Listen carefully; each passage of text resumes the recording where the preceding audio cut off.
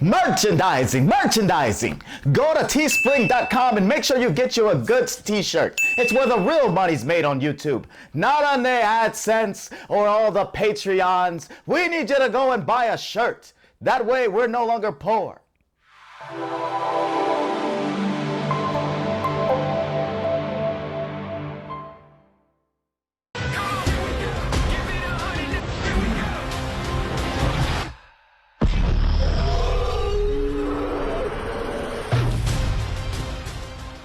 Hi guys, welcome to the show. I'm Manny. Terrence. And today we're gonna actually finally get into talking about Godzilla vs. Kong.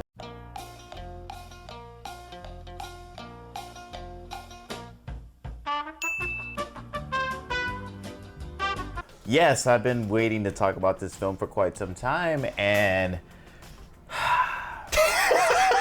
mixed feelings about this movie. Mixed feelings. Okay. Mixed feelings about this movie. Well, this movie is the fourth in the MonsterVerse. Right. You know, started in 2014 with Godzilla, which was basically a movie featuring Godzilla because he was barely in it. And then The movie starring Aaron Taylor Johnson featuring Godzilla. featuring Godzilla. Cameo by Bryan Cranston. Cameo by Bryan Cranston. Yeah. But now we get to Godzilla vs. Kong. And to be honest with you, I have seen this movie 5 times. What the hell was that? It was your box over here. Okay. I've seen the movie 5 times. You've seen it 5 times. Okay. Yes. I actually saw the movie. Okay. It was good. Mm-hmm. But then I took all of the humans out and just went monsters only. And it was amazing. See, that's where I feel like it lost some stuff. Even though I felt like they learned such a good lesson in King of the Monsters by just kind of like using them to further the plot, but kind of staying out the way, I felt like they got back into the way again. Sometimes. Now, I don't think they did it as much as they did in King of the Monsters. Like, I feel like that whole subplot with Millie Bobby Brown and what's his name from Tyree? Yeah. Brian Tyree. I feel that and the kid from Deadpool 2. Mm-hmm. I feel like their whole, like, the movie would have been the exact same without their whole, all 3 of them could have been missing from the movie, and it's like the movie would have been the exact same. So like, even the part where like he spills, and spoiler, he spills the thing on there to just pause Mechagodzilla for a second, so that way we'll get to that in a minute. Yeah, but I'm like, I felt like their roles were pointless. Okay, well, how about this? and it's so funny because it's such a big tie-in to BVS, I swear. Mm-hmm. But you get into, like, you go Man of Steel, and then BVS was supposed to be a sequel to Man of Steel. Right. So Godzilla vs. Kong is more of a sequel to Kong Skull Island. It is, right? It's more of a sequel to that than it is to Final Wars, even though they do the brackets. They do the brackets, exactly. They do the brackets. That's what ties it into King of the Monsters. But none of them are a sequel to Godzilla. Yeah, because it really seems more like a Kong film. Right. In all honesty, and that's. I mean, fine. they spend more time on Kong, but it's because Godzilla already had 2 other films. Yeah, that's what I mean. Yeah, and so it put a lot more emphasis on Kong, and I guess him being a primate is a good thing because he doesn't necessarily need his team, because you got Millie Bobby Brown, you got that team, that's Godzilla team, and then you got the scientists and you Rebecca Hall, and then you have Skarsgård. Team Kong. Team Kong, exactly. And to be honest with you, I think that they were probably more important than Millie Bobby Brown. That's why I said that's where I was like, I felt like in King of Monsters, they realized how to stay out the way, and then this one they was like, hey, we signed Millie Bobby Brown to 2 films, we got to put her in this. So and then they she wrote wasn't this. Bad. No, she wasn't. But I was like, it was pointless. No, the one that was pointless was freaking Chandler, freaking the dad. His part. Oh my God, he's the worst dad ever. It was like, your daughter's halfway across the fucking world, and how do you not know where she's at? Yeah. Anyway, so we're doing this scientific. We're not accomplishing anything. Okay, so let's talk about the plot. Can you give me some plot? Yeah, so we get some plot. Give me some plot. All right, so the plot of this film is that Godzilla seems to be irate. Well, first let's go back. All right, so Kong, for some unknown reason, is now being sheltered from Kong Island to be protected from Godzilla, because Godzilla can sense people of power, the other alphas, the other alphas, the other kaijus that are out there, And everybody in Kong Skull Island has died from some weird little outbreak, flood, or something like that. They just glossed over that one, right? It was like all these people in there that he was caring for, they're all dead. Anyway, so there's one person left, and they're now capturing him. They secluded him to make sure that Godzilla can't find him. Godzilla seems to be irate because he is sensing power around the world and he's trying to address it, which he's being provoked. It's one of those things where like the plots for this movie is okay, but it leaves a lot of like questions. Like, why all of a sudden is he now looking for Kong when Kong's been there since the 40s? Or 50s or 60s or something like that? It was 1973. Yeah. Oh, 1973 when Hiddleston got there. He wasn't an alpha yet. Yeah, but okay. All right. He was a young but Mechagodzilla didn't have a power source, but he still was attacking the center. Well, that was the power source was in there. That's what Tyree looks at. But he didn't have. He'd attacked. Anyway, so he attacked Apex before they got the power source, by the way. And the power source thing, oh God, I had this whole conversation about this whole power source thing. It was like, we just had to find it and like scan it, and then now we have the power. How does that work? We didn't actually get the power source. We just read the power source. It was like, power, all right. Hey, we need electricity. Why don't you download that? Just take a picture, download it. Take a picture of the electricity. Now we have electricity. This is not how it works. There's so many holes in this film, but I had to really sit back and think, and it's like, look, it's a monster film. That's not why I watch Godzilla films. Right. I don't need the story to be coherent. I just need it to be a reason on why they fight. Okay. So I have to let that go. All right, let's go. Let's get into that. All right. Round one. All right. Godzilla won every round. No, he did not. But when they say King Kong won, Godzilla won every round. No, he did not. Round one, the boat scene. Yeah. Kong died. Kong would have died. Phenomenal scene. Yeah, he would have died.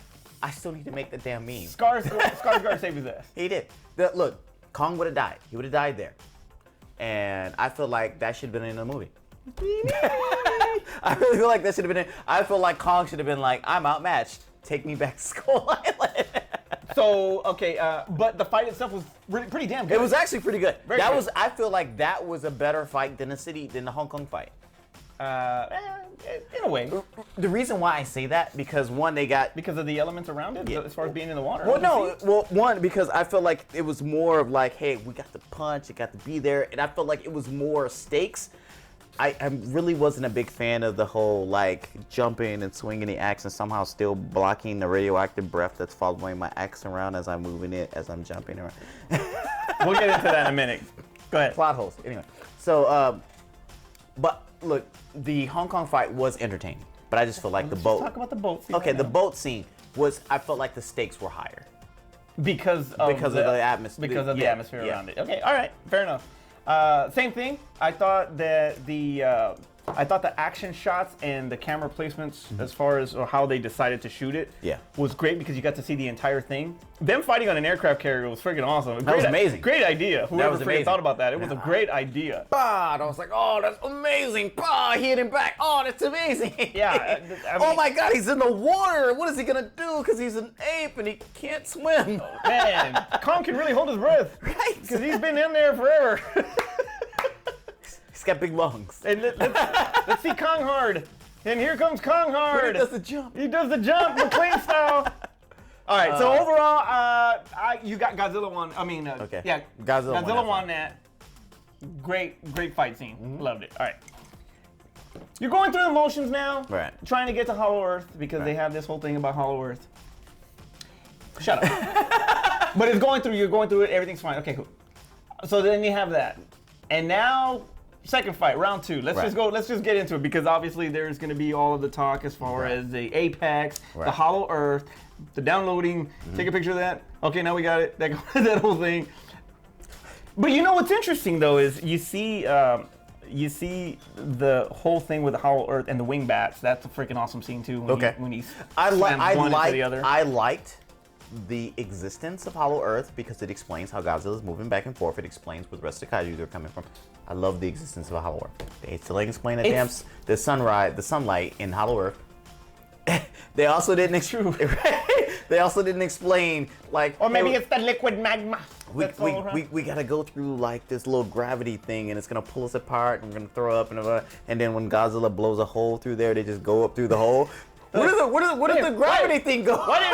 Man, you think the radioactivity mess with the freaking? I don't know, but I'm just saying. It was But like, we need Godzilla to go. That's how we're gonna travel. We're just gonna. That's the way to Hollow Earth the easy way. right. Is to go through there. And I'm trying not to get into all the plot holes, but like if they knew the way there and they had the ships to get through there, could survive the little travel thing, did they really need Kong? Because all they had to do was find a big goddamn mountain that was right there. It's like, look, hey, there's a big mountain right there. You think that's where the power source is at? Hey, it's a possibility. All right. You think that's where the power source is at?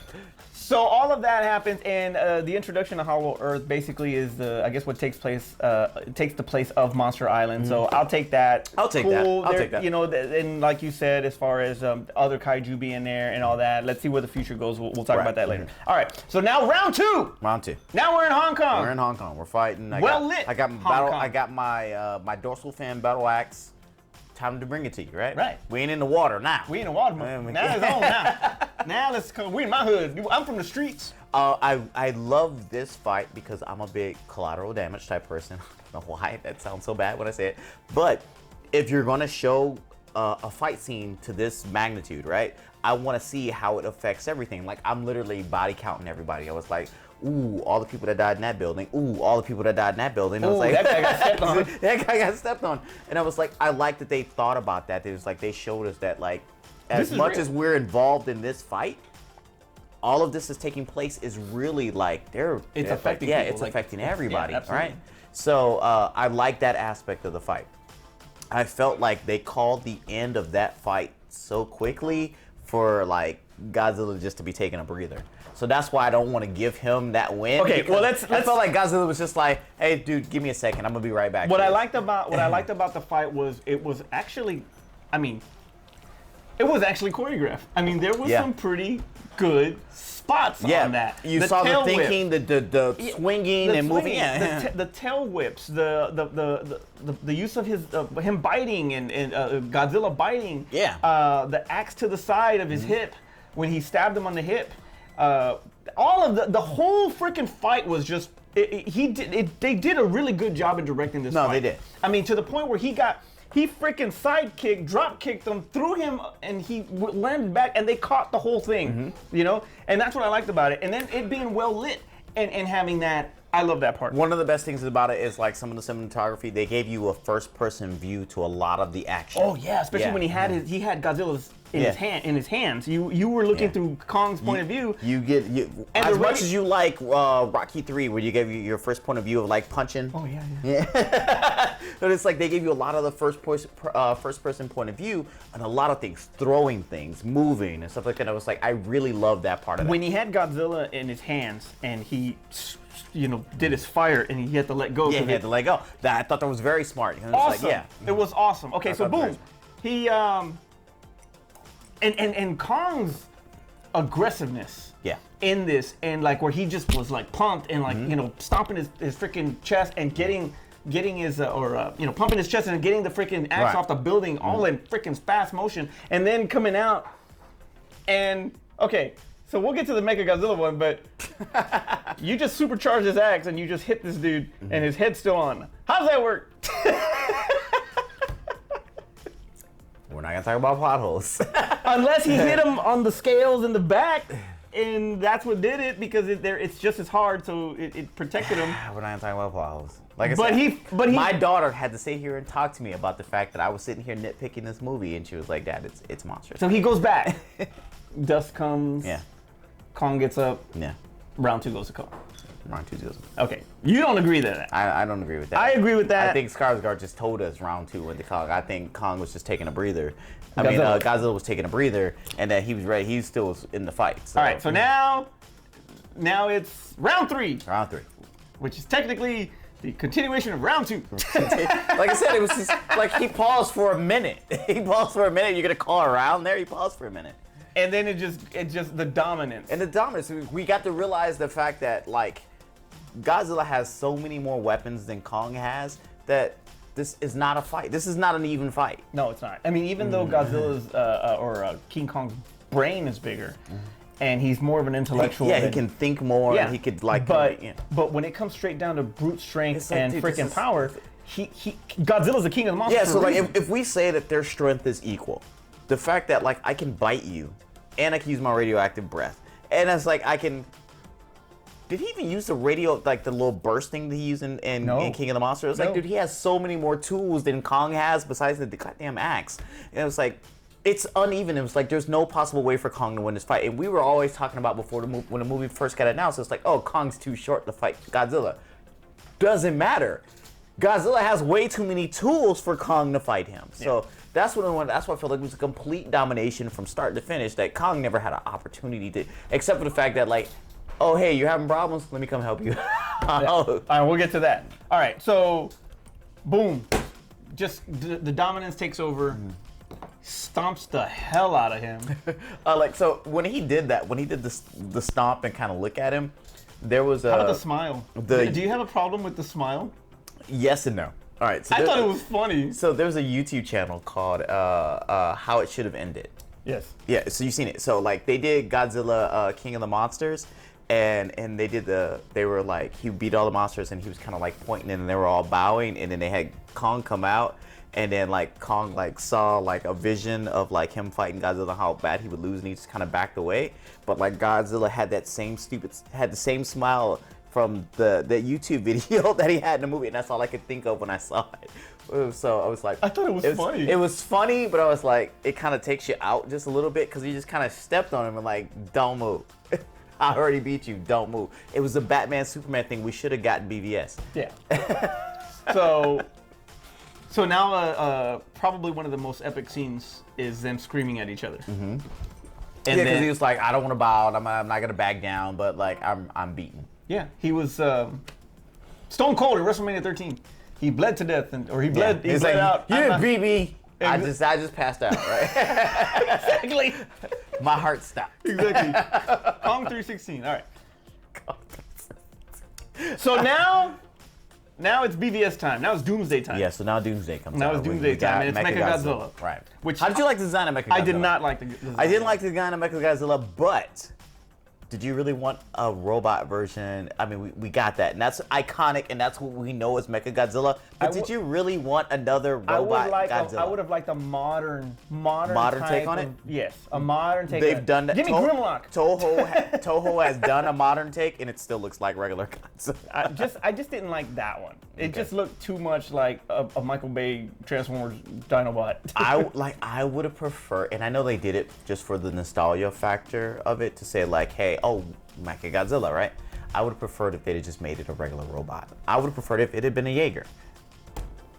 Nah. It would have made more sense if it had been a Jaeger. It would have been better. It was better that it was Godzilla. I didn't like that they already knew that was his name. Mechagodzilla? No, what it didn't make sense. That's his Mechagodzilla. Mechagodzilla. Maybe it's like, oh, Robot Godzilla. No, it's Mechagodzilla. Why? You're in Hong Kong. They don't call it. Why? That's a Japanese thing to call something a mecha. No, it's like, why would you just go right to that? But I mean, once again, why am I nitpicking this movie? Okay, so I like the self-awareness, and he takes control of himself basically and comes to life. I did like that. I did like that. I thought the scene of him turning to the background was freaking awesome. Because the whole plot was like, we're gonna use the head, and because the heads were connected, like, and it's like we're gonna use that so that way we can be in one spot and use the robot over there. I was like, oh, that's very loose. But then when they said like, oh, well, we're still using them, and then that same thing, he can control us. Like, okay, great. And that's another thing. I would have preferred that maybe it wasn't Mechagodzilla, maybe it was Mechagodora, and they use that head for. So here's the thing with this particular universe. So they have Ghidorah, but in King of the Monsters they call him King Ghidorah or Monster Zero, right? So King Ghidorah is actually the mechanized version of Ghidorah after he lost the first time against Godzilla. So there's another one.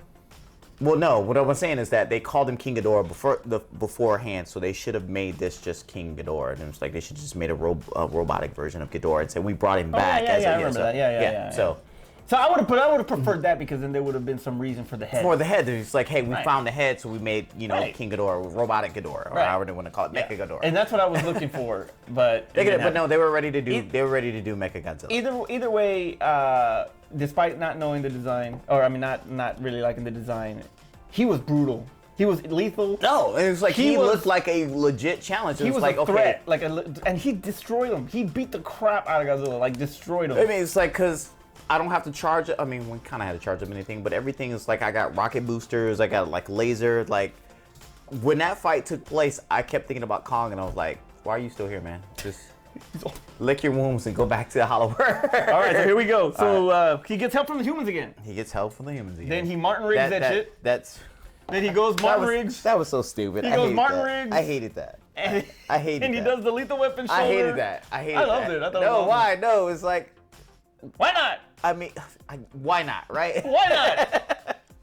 Why not? So now he goes and he beats the enemy. So the enemy of my enemy is my friend. That kind of thing. But that's okay. So he was able to beat Mechagodzilla, who was able to just like totally trounce Godzilla.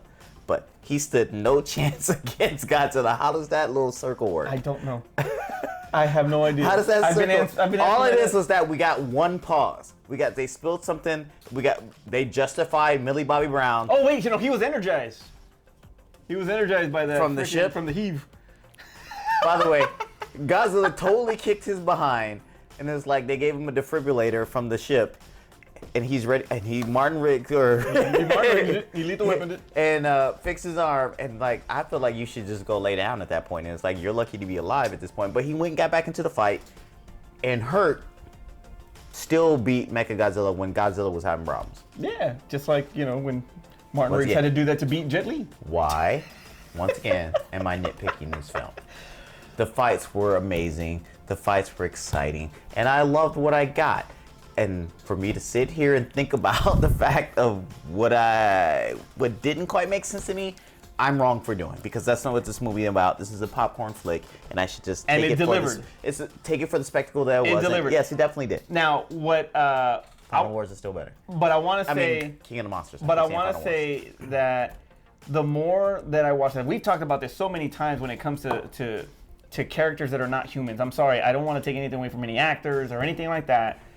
But you are not Kong, you are not Godzilla, you are not Optimus Prime, you are not Caesar in Planet of the Apes, you are not none of these things. Let these characters have their shine. Right. Mm-hmm. If you want to voice one of them, great, but I don't need you. And that's what I kind of think that, that's why I think they could have cut 30 minutes out of this movie. When I was fast forwarding through just kaiju parts and took the humans out, so I just did the kaiju version. Dude, you could have literally... It was freaking amazing! Took all of the Millie Bobby Brown stuff out of this film. You would have cut 30 minutes off this film. Yeah. I agree, because I think the Kong element... Millie Bobby Brown and her dad. Remove them both from this film. The Kong element was probably not needed, but it helped it a little bit. So it's passable. I feel like they set up some more stuff with Kong. Right. So, and that's fine. I understand the Hollow Earth thing. I get it. I understand what you're trying to set up with it. Yeah. Like I said, the journey with Skarsgård, that could stand. Right. The Millie Bobby Brown and her dad, they could just cut that out. Right. All right. So... Overall, I loved it. You loved it too, or you liked it. You saw the potholes. You still like King of the Monsters. It's my third film out of this franchise. It's my second, because Kong Skull Island is still the best one. All right, so I'm gonna go. All right, so the budget was $200 million. They made $357 million during a effing pandemic. That's pretty good. Now, $357 million during a pandemic and being shown on HBO Max is phenomenal. Yeah. That movie without HBO Max in a regular time could have possibly been made way more than that. Dude, we're gonna be talking about the fact that this movie could have made $1 billion already. That too. So it needed $330 million to break even. So it's already profited already. Right. So we're gonna get a sequel. Oh, probably. We'll get into that in a minute. Highest streamed film on HBO Max after when Tom and Jerry. It took over Justice League. It beat Justice League, so it took over that. It does take place 5 years after King of the Monsters. It took place 5 years after. Oh, okay. Yeah. Okay. Let's talk about future films. All right. So there are possible sequels, obviously. Right. So there's a ton of Godzilla monsters. I'm gonna run these down, and I would love to see where these monsters that are in the Godzilla world or fight Kong. Okay. That'd be cool. That's fine. So let's go. Godzilla versus Gigan. Cool with that? That's cool. That's actually really cool because I like Gigan. It's like the one little red eye and the little hook arms and stuff like that. I love Gigan. I love Biollante. I got Godzilla versus Biollante too. Bring me Gamera. Tag team with Gamera, man. Come on, give me your Jet Jaguar. Give me Jet Jaguar. Jet Jaguar. It's like, dude, I would love the Smog Monster. I would love to Megalon. See this. Yeah, Megalon. That's good too. Final Wars. So that's why I keep calling King of Monsters Final Wars, because that's where I always go back to when I was like seeing him fight multiple people. And it's always makes me think of Final Wars. Destroyer. Ooh, that would pretty be good. I would like to see that. I would like to see that. I would like to see Megalon first, but Destroyer will probably. If you had to have technically a Kong 2, then you had Kong Skull Island. So how about now? Hold on. How about now Kong Hollow Earth? That's the title, Kong Hollow Earth. You had Kong Skull Island. Is now he you just have gonna Kong fight Hollow skull crawlers? I don't know. You don't know. We don't know what else was out there, but those wing bats or those freaking whatever the hell they are. It's probably gonna be a bunch of whatever, because we saw skull crawlers and the wing bats and stuff like that. There's probably gonna be more of that stuff. But I would like to see, because historically Kong hasn't fought anybody but planes. Right. Right. So we don't really know. And Godzilla. And getting them white women. And See Kong dating them white women, man. There you go. White girls. So I would like to see them actually continue off something with Kong and set up something as far as his franchise, because we don't really know where they're going to go with this, except for the fact that he's going to sit in Hollow Earth. So I would like to see what they do with that. Would they bring Godzilla villains for him to fight? That's what I mean. That would be cool. It'd be cool. It'd be cool. You see how he would deal with them. Maybe he teams with Gamera. Yeah. Maybe they bring back Mothra. Is that little girl going to go to Hollow Earth now? I think she's already there because they already have the watch thing, the monitoring thing there. They have it there. That's right. That's right. Okay, so I want to talk about to close this out. It was a great movie. It was a good monster flick. I got everything that I wanted out of it, so it was great. If you haven't seen it, check it out. It's freaking awesome. Third out of the movies. No, it's 2, maybe 1. Who knows? It's not 1. It's not 1. Kong Skull Island. It's Kong. Anytime you see a big 8 smash Samuel L. Jackson, it's number 1. All right, I want to shout out WB. I want to shout out Warner Brothers for this. All right, here's why. When the pandemic hit, you had so many freaking studios back out because they didn't want to lose money. They didn't want to freaking take any chances and all that. I'm looking at you, Disney. And WB, Black Widow movie that still ain't came out. And WB is the first studio that freaking actually took a chance. And releasing this film? Well, released Tenet. They wanted to do their best to try to give you some normalcy. They gave you Tenet. You fast forward to Nolan December. pushed for Tenet, by the way. I know, but they didn't want to release it. Nolan pushed. No, they did. But what I'm saying is that they did it. No matter what, they did it to give you something, some kind of normalcy. It was in August, but fuck it. They give you something. Okay. Then you go into the holidays, and they wanted to give you a holiday, something. They gave you Wonder Woman 84. Right. They took a chance and gave you Wonder Woman 84. Because they saw Wonder Woman 84 and they were like, we ain't making no money off this movie. But they gave people a chance by a choice. They gave them a choice by giving them through HBO Max as well. And now you fast forward to the new year, and they obviously they go Justice League and all that. That wasn't going to come out theaters, but then they go Justice League and then Kong, and now they released this and made all this money, and I think I'm happiest for them. Okay. Obviously the film and the actors, everybody great, but I'm happy for WB because they're the only ones that took a freaking chance, and now they could potentially be the studio that brings back the cinema. All right, so yes, I think that they realized that they couldn't sit on these films. Because how we talked about before, it's like people are going to forget. I feel like they realized that they couldn't sit on these films and they were going to spend money marketing. But they're the only ones that did it. They were going to spend money marketing their app, their streaming service. So we could spend the money marketing the streaming service, whatever millions of dollars we're going to spend on marketing to do that, or we could take the loss on the films and use the film to market the streaming service. So we're still releasing in the theater. We'll make whatever money we want to make there, but the money we're gonna lose off of not putting it out right now, we would have spent on marketing anyway for the streaming app. So. And that's true. But the fact that they did it. No, I applaud them for doing it. And they're the only studio that did it because yes, like you said, we're looking at you, Disney. Black Widow should have came out a year ago. Yeah.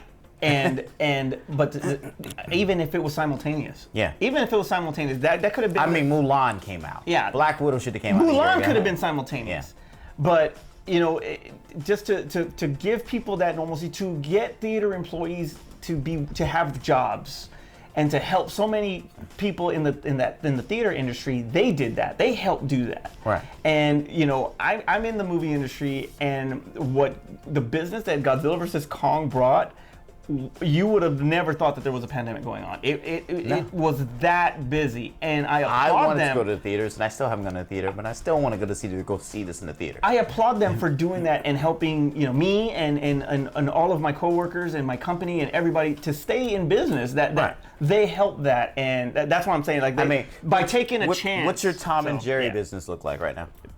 Hey, Tom and Jerry actually made some money, so I don't want to hear that. Terrence, take us home. All right, so if you've seen a movie, not 5 times like he said, but at least a couple times. It's gonna be 6 times. 6 times, all right. So, and if you want to talk with me about it in the comments below, please do. I've only seen it twice. I saw my issues with some of the human element about the film, but the movie was still good. I'll definitely talk to you guys in the comments below. If it's the first time that you're on the channel, make sure you subscribe as well as click the notification button so that way you're aware of all the other things that we do on the channel. I didn't talk about it in the last few videos, but we do have t-shirts, which neither one of us are wearing right now. But please go to our Teespring and buy one of the t-shirts that we obviously didn't spend enough time to actually rep right now. So, but go there, and we have a lot of good merchandise, and you can see that there. Yeah, and to repeat what he always says, so we're no longer poor. So, dude, we're no longer poor. That was my Mel Brooks impersonation. Hey, yeah. Hey, let us know what future Godzilla films also that you want to see. Who do you want him to fight? Who do you want Kong to fight? Who do you want them to fight together? Do you want a GVK 2? What do you want? Let us know. I want Gamera, or I want a Jaeger. I want Jet Jaguar. Jet Jaguar! All right, for us and I, wherever the hell they're at, and Carlo over here on the couch, I'm Manny. Terrence, that's hilarious. And we'll see you next time. All right, guys, I've been saying this. I hope you guys are tired, and I hope you already contributed money, but we do have a Patreon, so below you'll see the link. If you guys go to patreon.com/thegoods, please go ahead and, I mean, if you guys do like the show, please donate something. We do have giveaways for donations that we do receive. Make sure you donate something and we get something sent out to you and make the show better. Question for you. Where does the money go? What does the money do? My pocket.